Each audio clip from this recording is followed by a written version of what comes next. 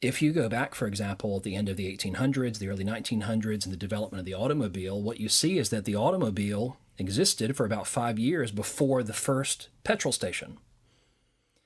So in other words, the technology was available for 5 years before there was an ecosystem around that technology that enabled for people to adopt it safely and at scale.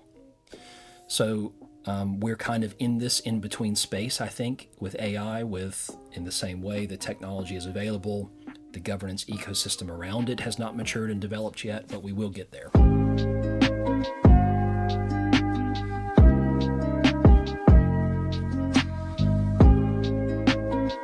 Well, what we do in cybersecurity actually enables the whole of society to flourish.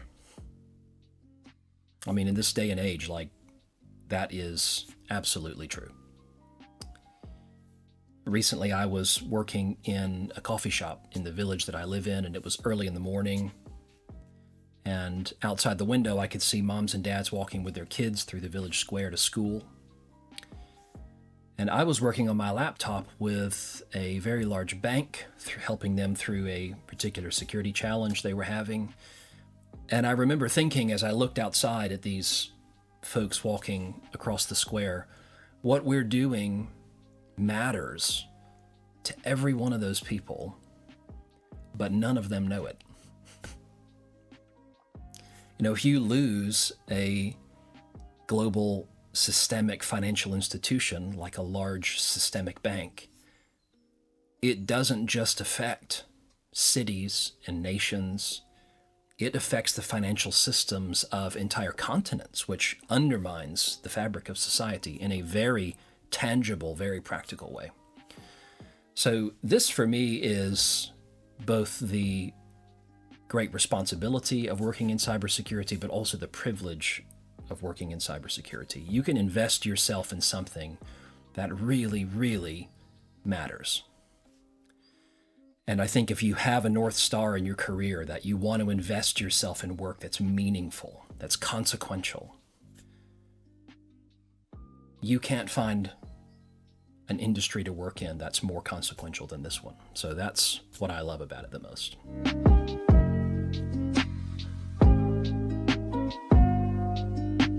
I'd give 2 pieces of advice. First of all, I would say, remember who you work for and why.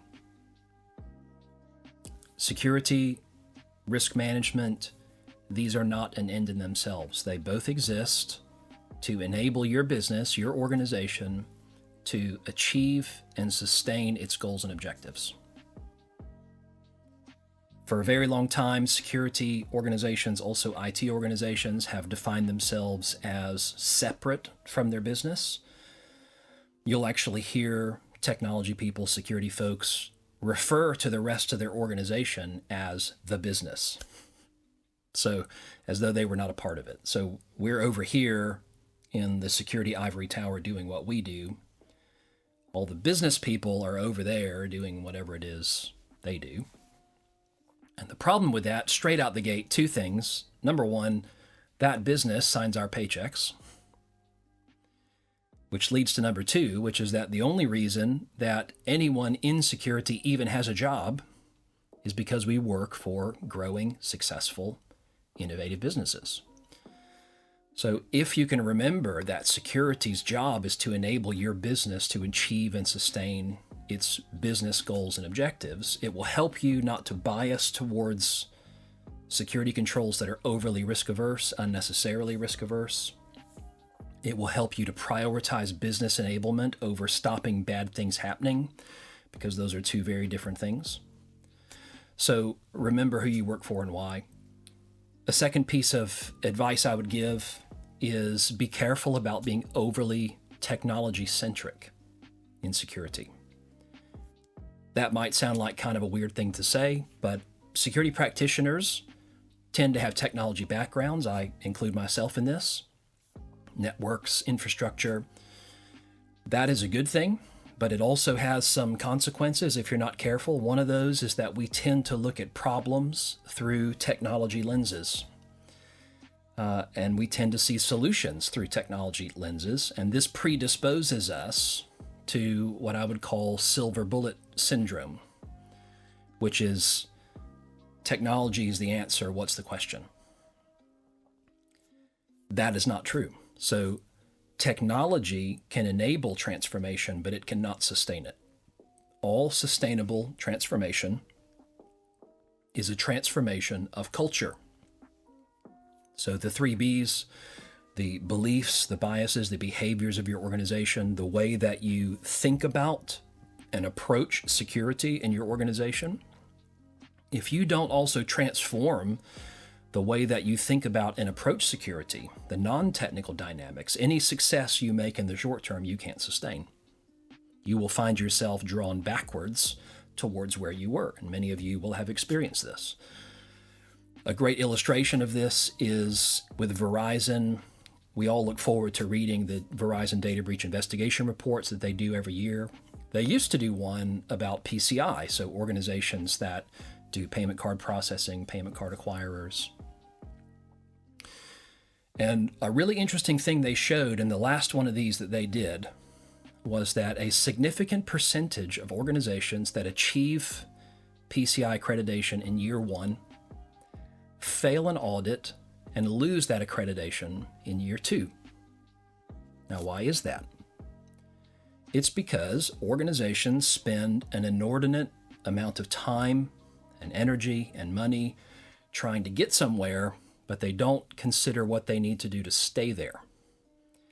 And so, as I said, the status quo has an incredible gravitational pull associated with it. And it takes a lot of energy to escape that gravitational pull. So organizations may make some progress by deploying new technology. We do this all the time in security.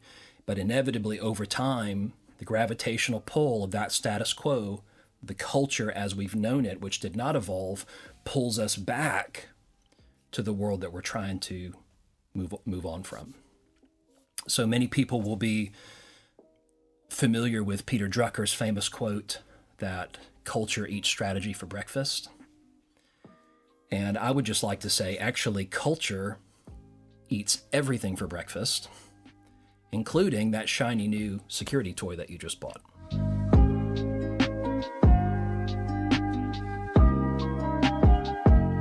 It's the central role of identity in security. It's the identity as the modern perimeter idea. Attackers are becoming more identity-centric. The industry is still trying to catch up with the implications of identity becoming essentially the central focus of what we have to protect the best. If you go back to the early 90s, this is when enterprise firewalls came to the fore. Certainly this was before widespread cloud adoption, so it was very easy for organizations to draw a very stark dividing line, delineating their traditional network perimeter and delineating what was inside versus outside, what was trusted versus untrusted, what was us versus them. If you fast forward to the early 2000s now, with very widespread adoption of the internet, but now also adoption of cloud, you had organizations like Jericho Forum talking about deperimeterization. So the traditional network perimeter was eroding and was now contracting around assets themselves. And this is where we got the kind of endpoint as bastion idea. This is what led us into very advanced endpoint protections, EDR platforms. We've now taken another step towards the central role of identity in security. I think there's three reasons why this is happening. I think, first of all, if you look at modern access scenarios, especially post-COVID, oftentimes the user's corporate identity is the only common factor across all of the various domains. So you have people using networks that you can't control at their house, at the coffee shop. You have people using endpoints, depending on your bring your own device strategy, that you can't control or control as well as you might like. They're accessing data on systems that you don't control. They're accessing SaaS applications that are run by someone else. And so almost out of necessity, because it's the only common unifying factor across all of those components, the identity becomes the fulcrum around which all of these other pieces balance. I think a second reason why this is happening is attacker behavior. Attackers have always been identity focused. Effectively, every attack is an attack on identity at some point around the middle of the attack chain. Attackers try to get control of privileged identities so that they can get access to the data they want. But even though that's true, it's still shifted even further. So attacks, very common attacks in the news right now, compromising cloud-native identities, moving to cloud-native applications, compromising application service principles, connecting via API to cloud-native services, extracting data out of those services. Nothing about that attack sequence touches your endpoint. So if you're still focusing most of your attention on your devices, you're going to miss a lot, because those kinds of attacks don't trigger any endpoint controls. And if they do, by that point, it'll be far too late.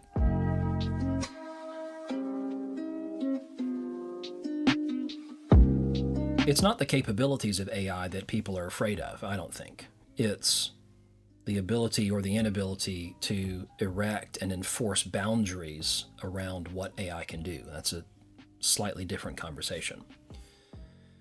The upside, I think, is abundantly clear. I mean, organizations, people recognize that this is going to change the world, is changing the world in a fundamentally better way. Anecdotally, I've not done a normal web search in months because of the value that tools like Copilot and ChatGPT provide. I also think there's no question that AI will be doing things for us. I think this is a conversation that people are a little bit afraid to have right now, but I think it's not only inevitable, I think in security it's necessary. We're going to need AI to do things on our behalf to supercharge our automation to keep up in security. We want to be able to allocate our most valuable human capital towards the most challenging problems, and I think this is going to be necessary to enable us to do that. The concern is about how and how well we can erect and enforce boundaries around what AI can do if it's going to be doing things on our behalf. So when you read in the news about how the Department of Defense took 5 off-the-shelf large language models and put them in a simulated wargaming environment to see how they would handle conflict, and 2 of the 5 decided it would be appropriate to use nuclear weapons, this confirms people's fears about needing to erect and enforce effective boundaries. I think also in large enterprises, especially heavily regulated enterprises, heavily regulated industries, that governance layer around AI to be able to erect and enforce those boundaries is necessary to adopt it at scale and to really extract maximum value from it. And that is the piece, that governance layer around AI, that does not exist. Some tools have those capabilities built in, some better than others. But in terms of a horizontal layer across multiple AI systems, different vendors, different technologies, the ability to govern AI as a classification of capabilities in an organization end to end, that capability does not exist. And even basic things around governing inputs and outputs and the intersection of AI with sensitive business data or sensitive cyber physical systems, some of the basics you would expect in mature software products around auditing and logging and monitoring, those pieces simply do not exist consistently across the board in the AI space. Now, I take some comfort from this that it's not a problem specific to AI. We will get there. It's actually symptomatic of all technology innovation. If you go back, for example, at the end of the 1800s, the early 1900s, and the development of the automobile, what you see is that the automobile existed for about 5 years before the first petrol station. So in other words, the technology was available for 5 years before there was an ecosystem around that technology that enabled for people to adopt it safely and at scale. So we're kind of in this in-between space, I think, with AI, in the same way the technology is available, The governance ecosystem around it has not matured and developed yet, but we will get there. I think a second challenge in that space in between the car and the petrol station, is that people will continue to take kind of horse and buggy paradigms and drag them into a car world, if I could continue with that analogy.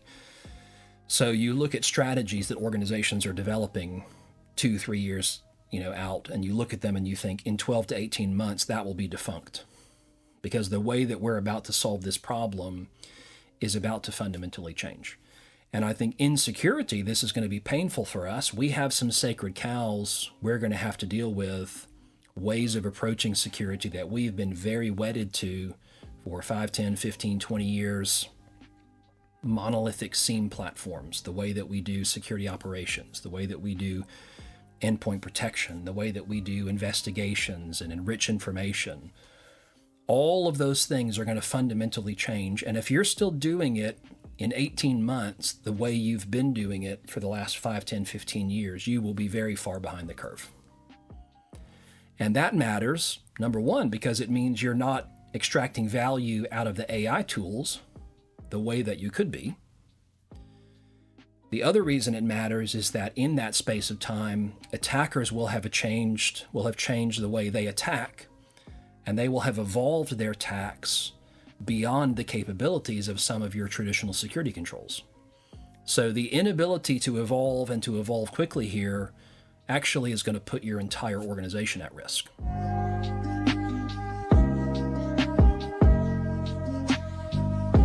Hope. I would want people to feel hopeful. There's a lot of FUD in the cybersecurity industry: fear, uncertainty, and doubt. I want people to understand that they probably have the technology, maybe even the people that they need to prioritize and focus on the right basics, and it's doing the right basics and doing them well that will address the lion's share of your business risk. We know this is true from the data. If you look at a study that the Online Threat Alliance did a few years back, showed that they did kind of a meta-analysis across lots of different cyber breaches. And what they showed was that 93%, according to their calculations, of those breaches were preventable, mostly by doing the basics well. We know that if you enable strong modern authentication, if you enable strong multi-factor authentication, you can prevent up to 99% of commodity attacks. You might not be able to prevent 100% of attacks, but that's not necessarily the objective. What you can do is you can prioritize the right things to do a really, really effective job of protecting your organization's most sensitive and most critical assets. And most of that success will come down to focusing on the right things, not necessarily on buying new things. So I want to help organizations understand what the right things are that you should be prioritizing. And I would want organizations to come away thinking, hey, we can do this. We can be effective with what we've got. We might need some investment, but we can be effective by focusing on the right things. So I really want people to come away ultimately with a sense of hope.